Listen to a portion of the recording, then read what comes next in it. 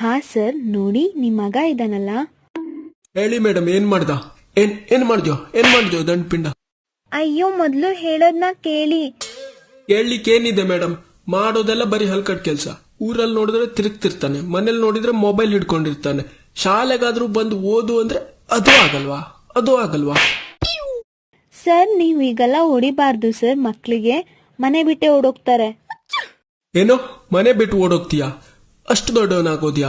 ಹೋಗು ನೋಡೋಣ, ಹೋಗು. ಅಯ್ಯೋ, ನಾನು ಹೇಳೋದ್ನ ಕೇಳಿ. ಅವನ್ ಇಂಟೆಲಿಜೆಂಟ್ ಹುಡ್ಗ. ದಡ್ ನನ್ ಮಗ, ಕಂತ್ರಿ ನನ್ ಮಗ ಅಂತ ಬಯಸ್ಕೊಂಡಿದ್ ಸಾಕಾಗಲ್ಲ ಅಂತ ಇಂಟೆಲಿಜೆಂಟ್ ಅಂತ ಬೇರೆ ಬಯಸ್ಕೋತೀಯಾ? ಬೇಡ ಮಾತ್ರ ಇಂಗ್ಲಿಷ್ ಅಲ್ಲಿ ಬೇರೆ ಬಯಸ್ಕೋತೀಯಾ? ನನ್ನ ಹೆಸರು ಹಾಳು ಮಾಡೋಕ್ ಇಂಗ್ಲಿಷ್ ಅಲ್ಲಿ ಬೇರೆ ಇಂಟೆಲಿಜೆಂಟ್ ಅಂತ ಬಯಸ್ಕೋತೀಯಾ?